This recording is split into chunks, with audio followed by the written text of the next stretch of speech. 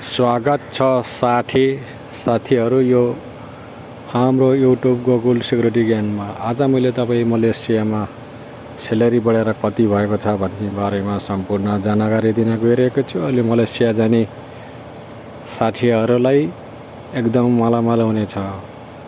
कुनै कुनै कम्पनीले तपाईको चाहिँ 1700 आराम दिएको छ भने चाहिँ कुनै कुनै कम्पनीले त्योभन्दा पनि बढी दिइरहेको छ। गभर्नमेन्टको रुल अनुसार अहिले स्यालेरी बढाएर 1950 दिने भनेको रहेको थियो। अब दिएको छैन। तपाईहरु मलेसिया जाँदै हुनुहुन्छ भनेपछि एकदमै राम्रो हुनेछ। स्यालेरी बढेर तपाईको चाहिँ अहिले जानी मान्छे गोर्खालीहरुको एकदम लाइन लागिरहेको छ।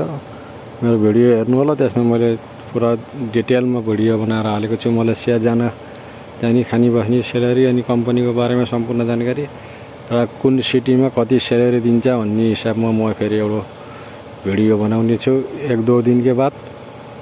त्यो भिडियो हेर्नको लागि मेरो च्यानललाई सब्स्क्राइब गर्नु होला। अहिले हालचालमा मैले खेतबारी देखाउँदै मैले सर्ट भिडियो बनाइरहेको छु किनकि अहिले मेरो टाइम छैन साथीहरु।